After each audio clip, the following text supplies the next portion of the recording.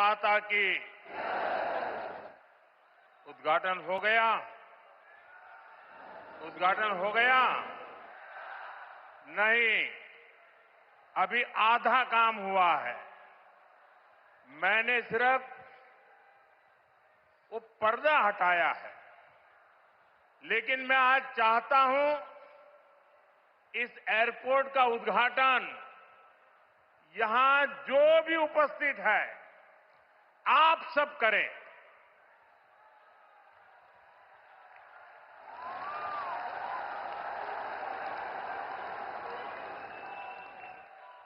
और इसलिए आप अपना मोबाइल फोन निकालिए, अपने मोबाइल फोन का फ्लैश लाइट कीजिए और आप इसका उद्घाटन कर रहे हैं। आप दिया जला करके यहां उपस्थित हर व्यक्ति आज इस एयरपोर्ट का उद्घाटन कर रहा है। ये आपकी अमानत है, ये आपका भविष्य है, ये आपका पुरुषार्थ है और इसलिए उसका उद्घाटन भी आपके हाथों से हो रहा है। आप अपने भारत माता की जय बोल करके हाथ ऊपर करके फ्लैश लाइट पूरी तरह से दिखाइए। भारत माता की, भारत माता की, भारत माता की। बहुत बहुत धन्यवाद। अब उद्घाटन हो गया।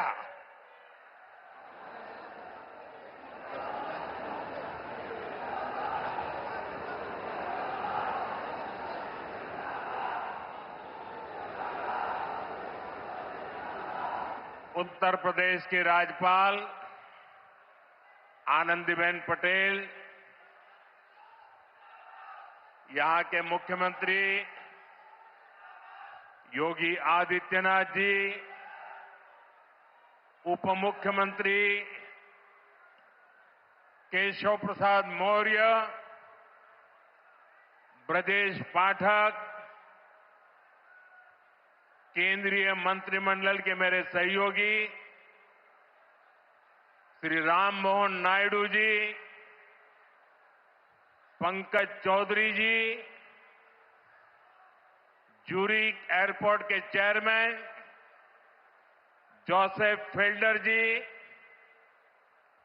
अन्य मंत्रीगण, सांसद, विधायक, अन्य महानुभाव और मेरे प्यारे भाई और बहनों,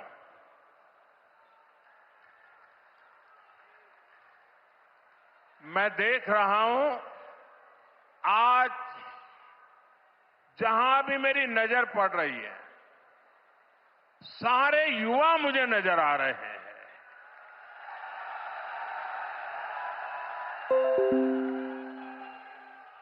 उत्साह से भरे युवा हैं,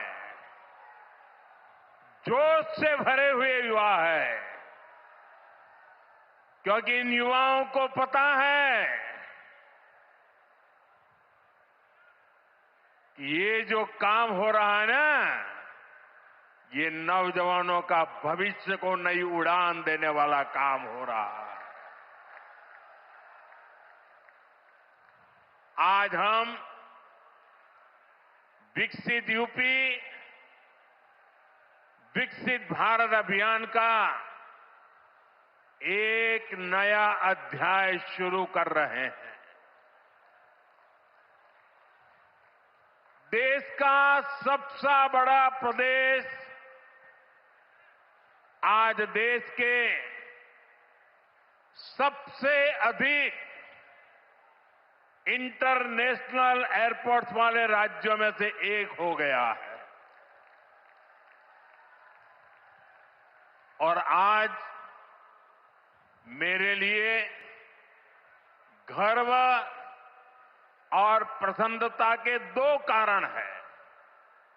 एक तो ये है, इस एयरपोर्ट का शिलान्यास भी करने का सौभाग्य आप सबने मुझे दिया था।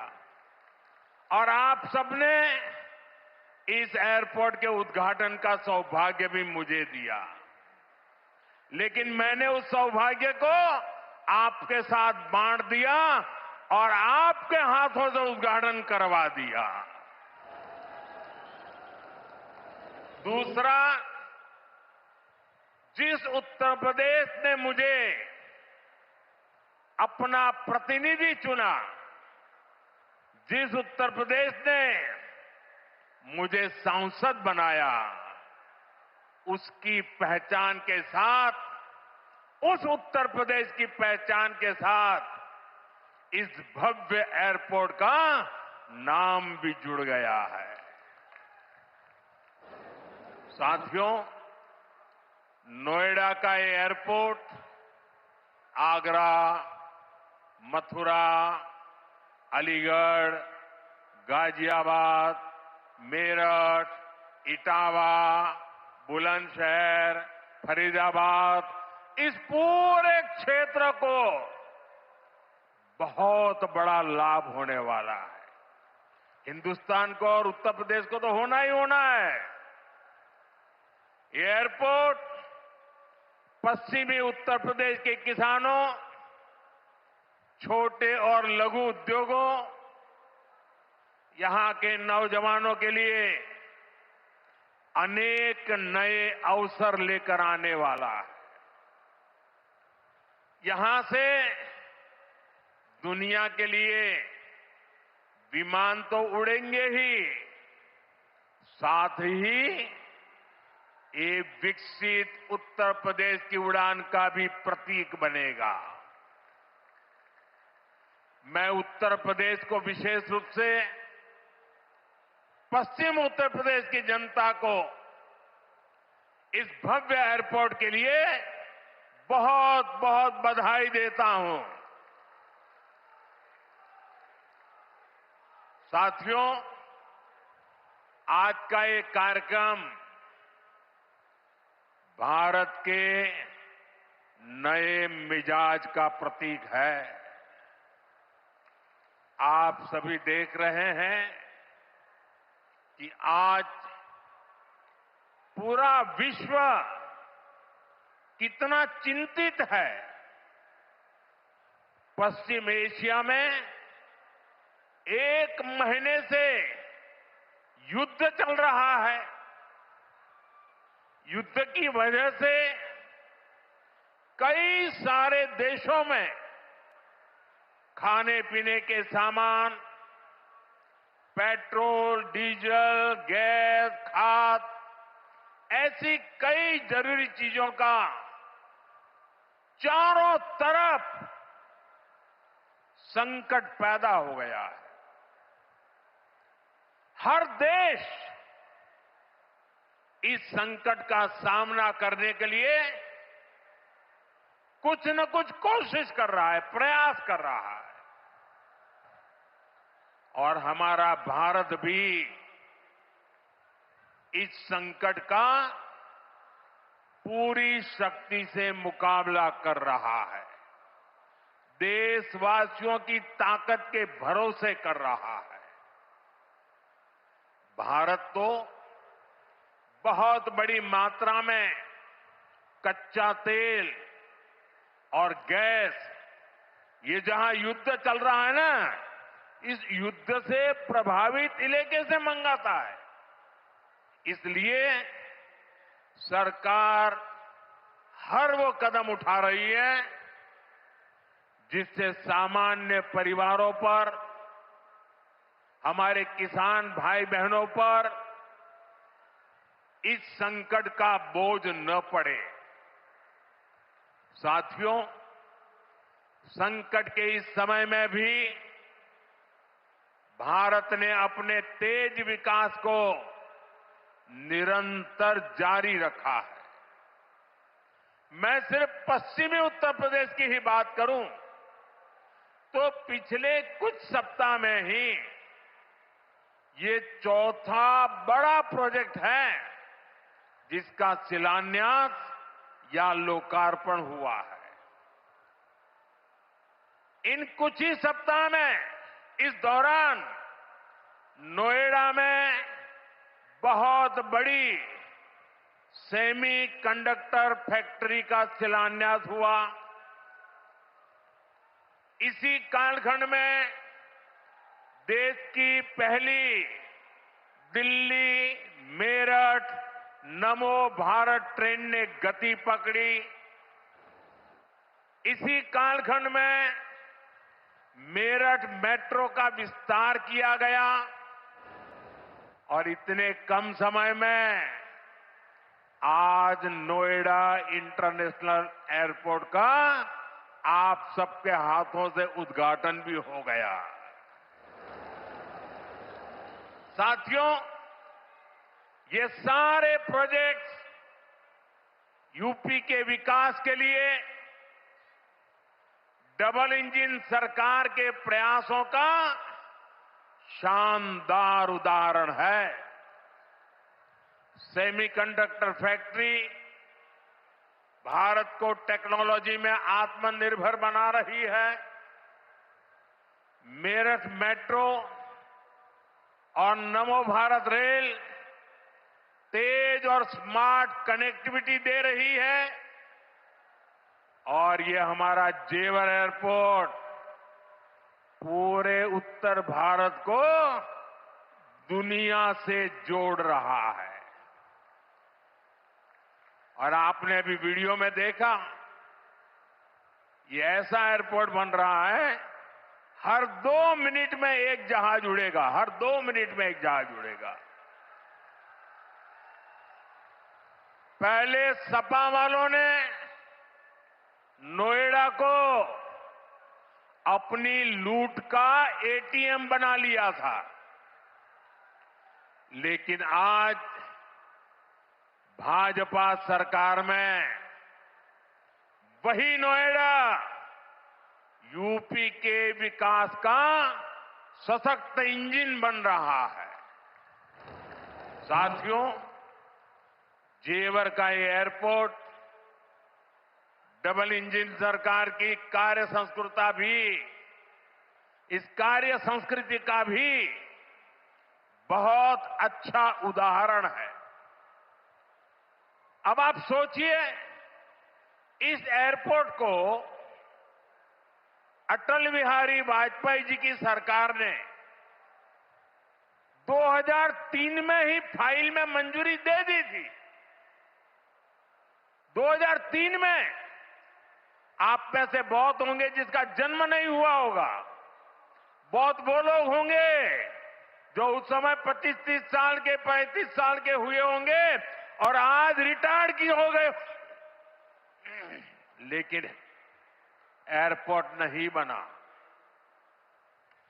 लेकिन केंद्र में कांग्रेस और यहां की पहले की सरकारों ने सालों तक इस एयरपोर्ट की नींव तक नहीं पड़ने दी।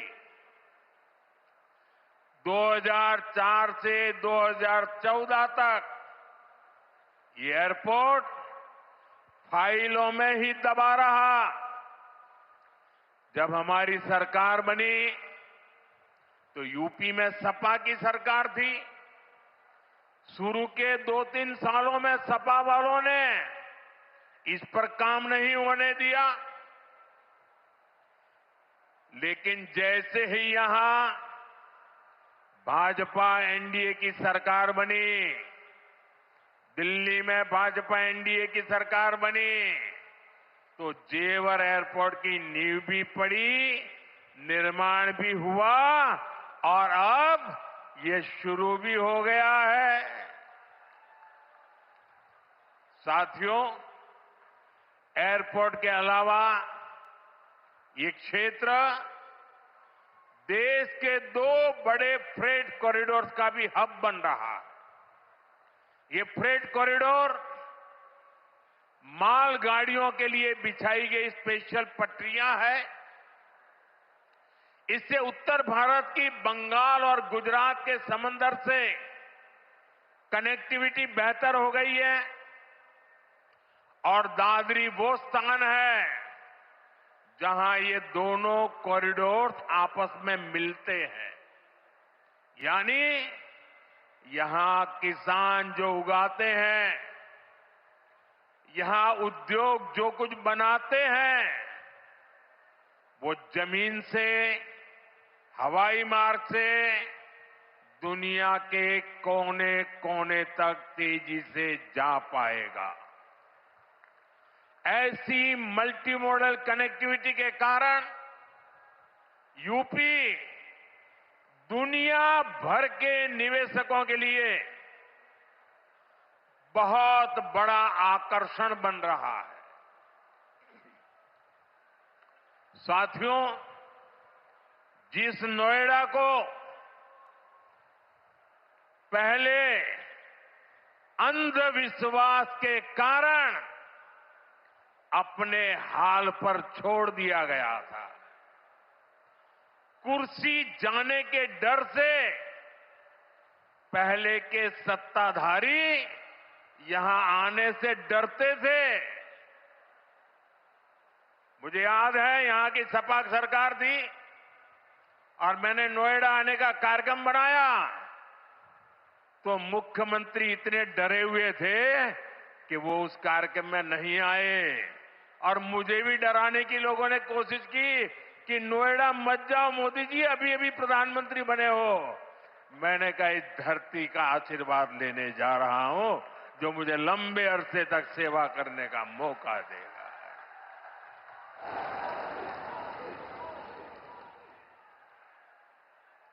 अब वही इलाका पूरी दुनिया का स्वागत करने के लिए तैयार है।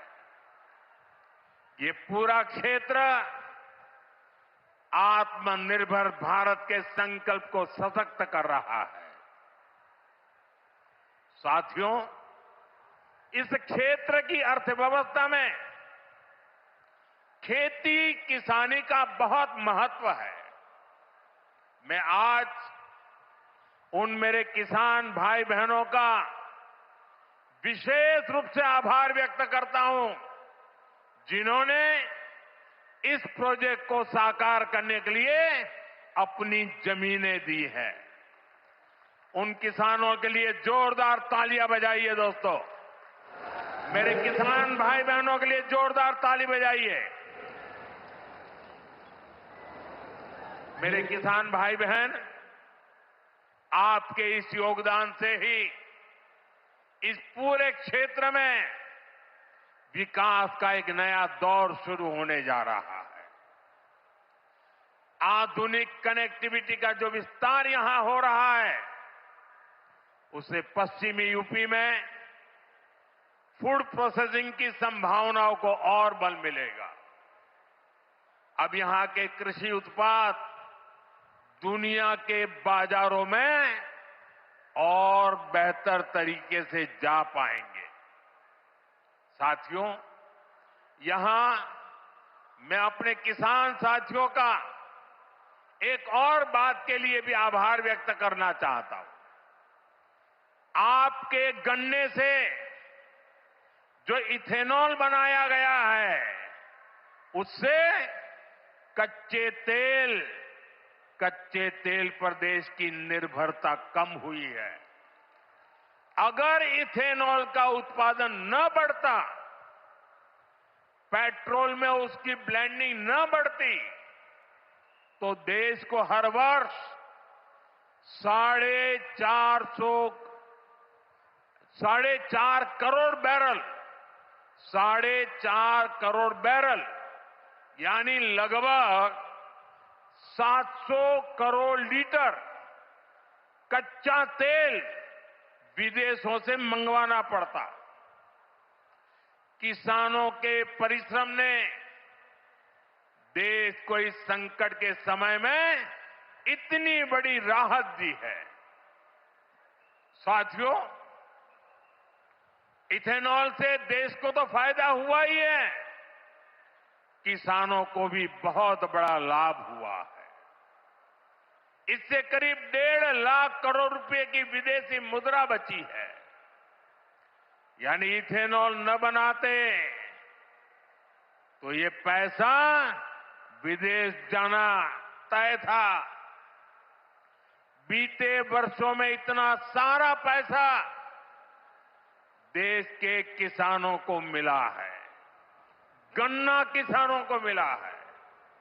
साथियों, यहां के गन्ना किसानों ने तो पहले के वो दिन भी देखे हैं जब कई कई सालों तक गन्ने का बकाया लटका रहता था।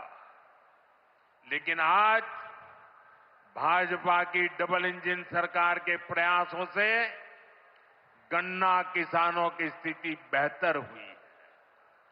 साथियों, किसी भी देश में एयरपोर्ट सिर्फ एक सामान्य सुविधा नहीं होता। ये एयरपोर्ट प्रगति को भी उड़ान देते हैं। साल 2014 से पहले देश में सिर्फ 74 एयरपोर्ट थे। आज 160 से अधिक एयरपोर्ट देश में है। अब महानगरों के अलावा देश के छोटे छोटे शहरों में भी हवाई कनेक्टिविटी पहुंच रही है। पहले जो सरकारें रही हैं, वे मानती थी कि हवाई यात्रा सिर्फ अमीरों के लिए ही होनी चाहिए। लेकिन भाजपा सरकार ने सामान्य भारतीयों के लिए हवाई यात्रा को आसान बना दिया। हमारी सरकार ने उत्तर प्रदेश में हवाई अड्डों के नेटवर्क का तेजी से विस्तार करते हुए उनकी संख्या बढ़ाकर 17 कर दी है। साथियों, भाजपा सरकार का निरंतर प्रयास रहा है कि एयरपोर्ट भी बने और किराया भाड़ा भी सामान्य परिवारों की पहुंच में रहे। इसलिए हमने उड़ान योजना शुरू की थी। इस स्कीम के कारण बीते कुछ सालों में 1,60,00,000 से अधिक देशवासियों ने उड़ान योजना से टिकट लेकर सस्ती दरों पर हवाई यात्रा की है। और मैं आपको एक और जानकारी देना चाहता हूं। हाल में ही केंद्र सरकार ने उड़ान योजना को और विस्तार दिया है। इसके लिए लगभग 29,000 करोड़ रुपए की स्वीकृति दी गई है। आने वाले वर्षों में इसके तहत छोटे छोटे शहरों में 100 नए एयरपोर्ट और 200 नए हेलीपैड बनाने की योजना है। यूपी को भी इससे बहुत अधिक लाभ होगा। साथियों, भारत का एविएशन सेक्टर बहुत तेजी से गति और विकास कर रहा है। जैसे जैसे भारत में नए नए एयरपोर्ट बन रहे हैं, वैसे वैसे नए हवाई जहाजों की जरूरत भी बढ़ती जा रही है। इसलिए देश की अलग अलग एयरलाइंस ने सैकड़ों नए जहाजों के ऑर्डर दिए हैं। ये जो नई सुविधाएं, नए जहाज आ रहे हैं, इनको उड़ान वाले और इसको उड़ाने वाले, इनमें सर्विस देने वाले, मेंटेनेंस से जुड़े, ऐसे हर काम के लिए बहुत बड़ी संख्या में वर्कफोर्स की जरूरत होगी। ये युवाओं के लिए बहुत बड़ा अवसर है। इसलिए हमारी सरकार एविएशन सेक्टर में ट्रेनिंग की सुविधाओं का भी विस्तार कर रही है। साथियों, आप जब अपनी कोई गाड़ी खरीदते हैं तो ये जरूर देखते हैं कि उस गाड़ी बनाने वाली कंपनी का सर्विसिंग सेंटर आसपास है या नहीं है। आप जानकर हैरान हो जाएंगे कि हमारे देश में हवाई जहाजों की सर्विसिंग यानी उनके मेंटेनेंस, रिपेयर एंड ओवरहॉल की पुख्ता व्यवस्था ही नहीं थी। भारत के 85 एयरपोर्ट 85% हवाई जहाजों को आज भी मेंटेनेंस, रिपेयर एंड ओवरहॉल यानी एमआरओ के लिए इस काम के लिए विदेश भेजना पड़ता है। इसलिए हमारी सरकार ने ठाना है कि एमआरओ सेक्टर में भी भारत को आत्मनिर्भर बनाएंगे। अब भारत में ही बहुत बड़े पैमाने पर एमआरओ सुविधाएं विकसित की जा रही है। आज यहां जेवर में भी एमआरओ सुविधा का शिलान्यास हुआ है। ये सुविधा जब तैयार हो जाएगी तो ये देश विदेश के विमानों को सेवा देगी। इससे देश को कमाई भी होगी, हमारा पैसा भी देश में ही रहेगा और युवाओं को अनेक रोजगार भी मिलेंगे। साथियों, आज हमारी सरकार की प्राथमिकता देश के नागरिकों की सुविधा है। देश के नागरिक का समय बचे और उसकी जेब पर ज्यादा बोझ भी न पड़े, ये हमारा लक्ष्य है। मेट्रो और वंदे भारत जैसी आधुनिक रेल सेवाओं का इसी भाव से ही विस्तार किया जा रहा है। दिल्ली मेरठ नमो भारत रेल, इसका कितना फायदा हो रहा है ये भी हम सब देख रहे हैं। अभी तक नमो भारत 2.5 करोड़ से अधिक लोग सफर कर चुके हैं। दिल्ली मेरठ के जिस सफर में पहले घंटों लग जाते थे, अब वो सफर मिनटों में ही पूरा हो रहा है। साथियों, विकसित भारत के विकसित आधुनिक इंफ्रास्ट्रक्चर पर हमारी सरकार अभूतपूर्व निवेश कर रही है। बीते 11 वर्षों में इंफ्रास्ट्रक्चर का बजट 6 गुना से अधिक बढ़ाया गया है। इन वर्षों में 17 लाख करोड़ रुपए हाईवे और एक्सप्रेसवे पर खर्च किए गए। 1 लाख किलोमीटर से अधिक के हाईवे का निर्माण किया गया है। 2014 तक रेलवे में सिर्फ 20,000 किलोमीटर रूट का बिजलीकरण हुआ था, जबकि 2014 के बाद से 40,000 किलोमीटर से ज्यादा रेलवे ट्रैक का बिजलीकरण किया गया है। आज ब्रॉडगेज नेटवर्क का लगभग 100% बिजलीकरण हो चुका है। आज कश्मीर घाटी हो या नॉर्थ ईस्ट की राजधानियां, ये पहली बार रेल नेटवर्क से जुड़ रही है। पोर्ट यानी बंदरगाहों की क्षमता बीते दशक में 2 गुने से अधिक हुई है।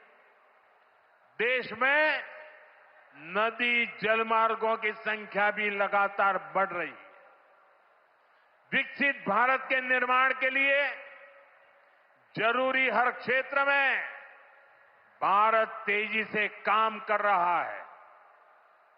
साथियों, विकसित भारत बनाने के लिए सबका प्रयास बहुत जरूरी है। ये आवश्यक है कि 140 करोड़ देशवासी कड़े से कड़ा परिश्रम करें और वैश्विक संकटों का एकजुट होकर सामना करें। अभी जो युद्ध चल रहा है, इससे पैदा हुए संकटों का सामना कैसे करना है, इसके बारे में मैंने संसद में भी विस्तार से बताया है। मेरी कल देश के सभी मुख्यमंत्रियों से भी लंबी चर्चा हुई है। और बड़ी सकारात्मक चर्चा हुई है। मैं आज आप सभी जनता जनार्दन से फिर कहूंगा, मैं देशवासियों से फिर से कहूंगा, हमें शांत मन से, धैर्य के साथ, एकजुटता के साथ, मिलजुल करके इस संकट का सामना करना है। ये पूरे विश्व में परेशानी पैदा करने वाला संकट है। हमें अपने देश की सबसे ज्यादा चिंता करने है और यही हम भारतीयों की सबसे बड़ी ताकत है।